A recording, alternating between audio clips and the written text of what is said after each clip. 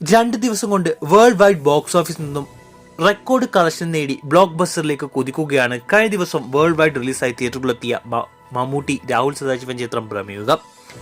ആദ്യ ദിനം world wide box ഓഫീസിൽ നിന്നും 6 കോടിയോളം രൂപ കളക്ഷൻ നേടിയ ചിത്രത്തിന് രണ്ടാം ദിനം 4 കോടിക്കടുത്ത് കളക്ഷൻ ഉണ്ടെന്നാണ് ഏർലി എസ്റ്റിമേഷൻ. ഇതോടെ 2 ദിവസം കൊണ്ട് സിനിമയുടെ വേൾഡ് വൈഡ് കളക്ഷൻ 10 കോടി കടന്നിരിക്കുകയാണ്. വർക്കിംഗ് ഡേ ആയിരുന്നിട്ട് കൂടി ഇത്രയും കളക്ഷൻ നേടിയ ചിത്രം അവധി ദിവസങ്ങളിൽ ഗംഭീര പ്രകടനമാവും ബോക്സ് ഓഫീസിൽ കാഴ്ചവെക്കുക. ബ്രഹ്മയുഗത്തിന് ഇതിനോടകം പ്രേക്ഷകരിൽ നിന്നും ലഭിച്ച റിവ്യൂസ് അനുസരിച്ച് കേരളത്തിൽ നിന്നും 50 കോടിയും വേൾഡ് വൈഡിൽ നിന്ന് 100 കോടിയും നേടാൻ സുഖമായി സാധിക്കുമെന്നാണ് ബോക്സ് ഓഫീസ് ട്രാക്കേഴ്സിന്റെ അനുമാനം. അങ്ങനെയെങ്കിൽ മമ്മൂക്കയുടെ കരിയറിലെ ഏറ്റവും വലിയ വിജയ ചിത്രമെന്ന പേര് ഒരു ബ്ലാക്ക് ആൻഡ് വൈറ്റ് സിനിമയുടേതാവും.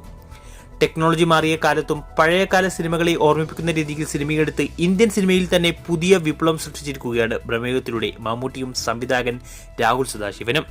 ഏകദേശം 28 കോടിയോളം രൂപ ബജറ്റുള്ള ചിത്രം ഫൈനൽ റണ്ണിൽ എത്ര കോടി ക്ലബിൽ കയറുമെന്ന് കണ്ടു തന്നെ അറിയാം. ബ്രഹ്മയുഗം 100 കോടി ക്ലബിൽ കയറുമെന്ന് നിങ്ങൾ കരുതുന്നുണ്ടോ? അഭിപ്രായം കമന്റ് ചെയ്യൂ.